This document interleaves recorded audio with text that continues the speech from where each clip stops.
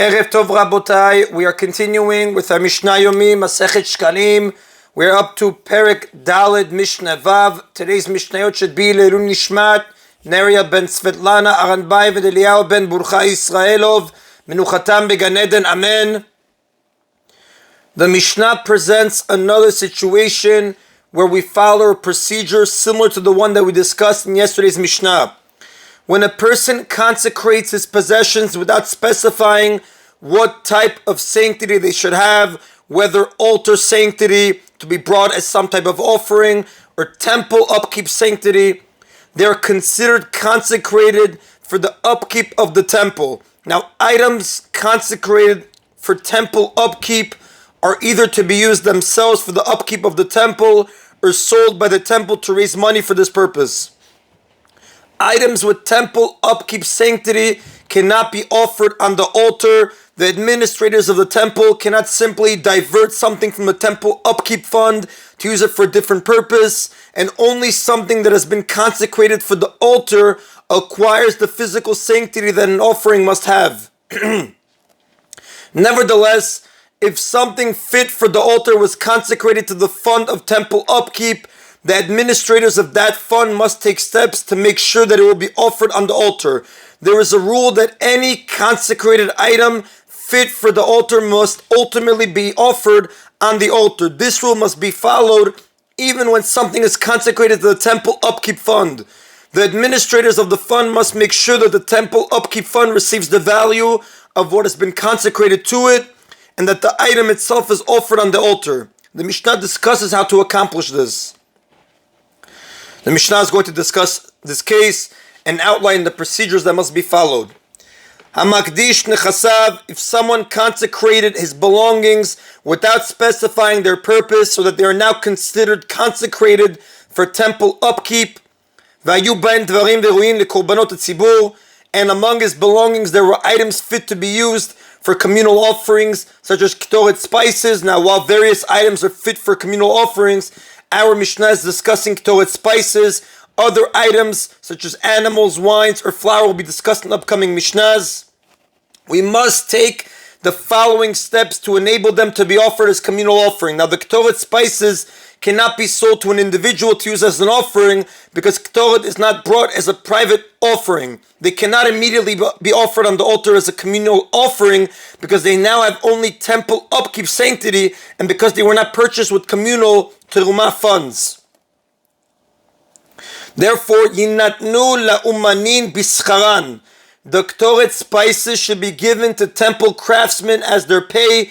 By giving them to the craftsmen, we have redeemed them in exchange for the craftsman's work, and they are now deconsecrated. The temple then buys back the spices from the craftsmen with terumah funds, and they can be offered as communal ketoret offerings. Divrei Rabbi Akiva. These are the words of Rabbi Akiva. According to Rabbi Akiva, consecrated items have their sanctity removed simply by being paid to a craftsman as their wages. Deconsecrating a sacred item usually involves removing the sanctity from the consecrated item by placing it upon another unconsecrated item like money. In this case, though, there is no tangible item that takes on the sanctity removed from the ketoret spices. Instead, the sanctity simply disappears by the spices being used to pay for the work done by the craftsman. However, the opinion of Rabbi Akiva is that work performed for the temple, although it's intangible, can be used to redeem a consecrated item. And he bases his view on a pasuk in Sefer Shemot, chapter 25, pasuk 8. V'asu li mikdash, shetiyah melacha neset min ha'ekdesh, the melacha should be done through the hekdesh.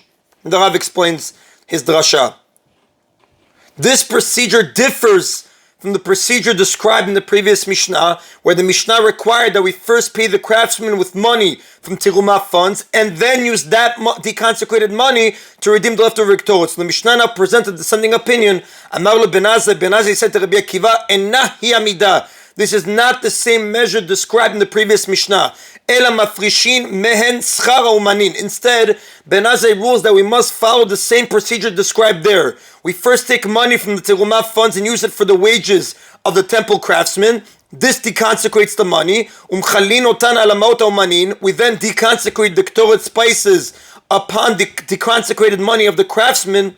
which transfers the sanctity of the spices to the money, v'notnin otan leumanin bischaran, and give the ktoret spices to the craftsmen for their wages in place of the money. V'chozrin v'lokchin otan mitruma chadasha. We then buy back the ktoret spices with new teruma funds so they can be offered as communal offerings. Now Ben Azai disagrees with Rabbi Akiva and rules that consecrated items cannot be redeemed in exchange for something intangible like the work of a craftsman. He therefore requires that we first pay the craftsman with teruma funds and then use the deconsecrated money to redeem the consecrated items that we're discussing. However, even Ben Azai agrees that the consecrated teruma funds become deconsecrated when they are used to pay craftsmen for their labors, because the rabbis made this as a condition on the sanctity of the money of the treasury chamber, that these funds may be used to pay temple workers and can have their sanctity removed. However, this condition only applies to teruma funds, not to items bought with those funds.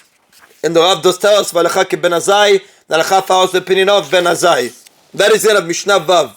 We have learned that when a person consecrates something without specifying what type of sanctity it should have, it is usually considered consecrated for temple upkeep. We are up to Mishnah Zayin. Mishnah Zayin discusses what should be done with animals fit for the altar that were consecrated by their owner without specifying what type of sanctity they should have. Hamakdish nechasav, if someone consecrated his belongings without specifying their purpose. And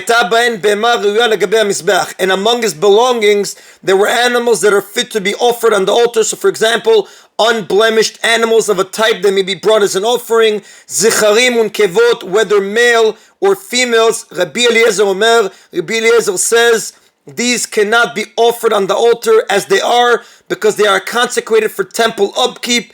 Therefore, in order to enable them to be offered on the altar, since the animals are fit for the altar, we are obligated to see them offered on the altar. We do the following. The male animals, which are fit for olah offerings, should be sold to those who need them for their olah offerings. While the female animals, which are fit for shelamim offerings, should be sold to those who need them for their shelamim offerings. Female animals cannot be used as olot, although a male can be used for a shelamim as well. The goal of the process described by Rabbi Eliezer is not only to bring these animals to the altar, but also to see them offered in the most elevated way possible. Therefore, male animals that may be brought as olah offerings are offered as olot and are completely burned on the altar. And the money paid to the temple for these animals becomes consecrated in their place and goes to the temple upkeep fund together with the rest of the consecrated belongings. When the buyer pays the temple for the animals, the money takes over the sanctity of the animals. Now in this way, the temple upkeep fund receives the value of what was donated to it, and the animals that are fit for the altar will end up being brought as offerings. Now it is Rabbi Eliezer's view that when someone consecrates his possessions without specifying a purpose, all of them, including anything that is fit for the altar, receives temple upkeep sanctity. Therefore, in the Mishnah's case, since the animals cannot be offered on the altar as they are, we must make the exchange that we described. However, Rabbi Yoshua gives a second opinion. Rabbi Yoshua says,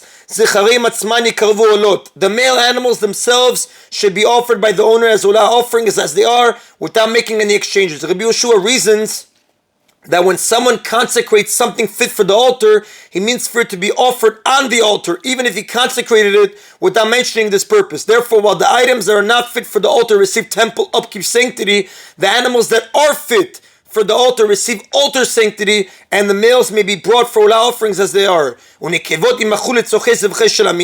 female animals, however, should be sold to those who need them for the shelamim offerings, and with the money that is paid for them, the owner should buy male animals and bring olah offerings that are completely burned on the altar.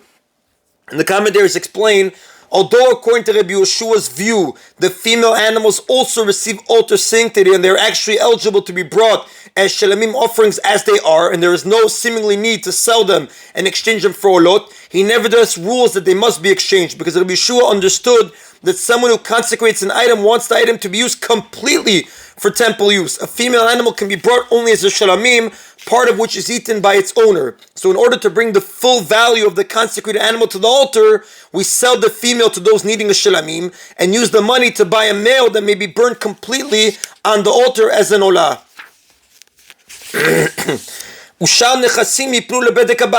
The the rest of his belongings that are not fit for the altar are consecrated and go to the temple upkeep fund. Rabbi Akiva says, I see the words of Rabbi Eliezer as being more acceptable than the words of Rabbi Yehoshua. Rabbi Eliezer hishvat midato. Rabbi Eliezer applies one consistent standard to all of the consecrated items. The owner made a single statement consecrating all of his items. Rabbi Eliezer applies this one statement equally to all of his belongings. Since some of them are solely consecrated for temple upkeep, the items not fit for the altar, they all receive the same type of sanctity. Rabbi Yehoshua chalak.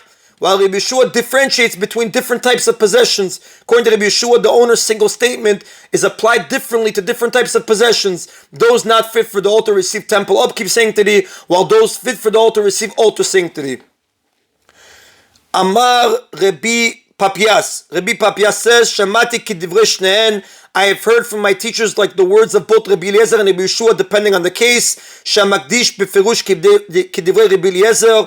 If one clearly mentions and consecrates his animals together with his other possessions, meaning he says, my animals and my other possessions shall be consecrated, then we follow the words of Rabbi Eliezer, and the animals are treated the same as the other possessions, and they receive temple upkeep sanctity. The Rav explains, since he specifically lists the animals and yet he does not say they should be treated differently than the rest of his possessions, we assume that he wants all of his belongings to be treated alike and they all receive temple upkeep sanctity. But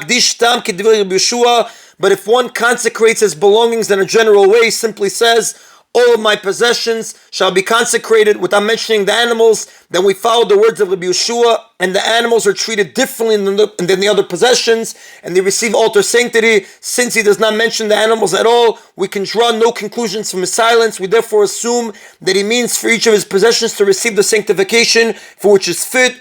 Items not fit for the altar receive temple upkeep sanctity, while items fit for the altar receive altar sanctity. And the Rav does tell us, Rabbi Akiva, the halakha follows the opinion of Rabbi Akiva, who accepts the view of Rabbi Eliezer in all cases. And that is done, Rabotai, today's Mishna Yomi. Baruch Adonai Le'olam. Amen v'amen.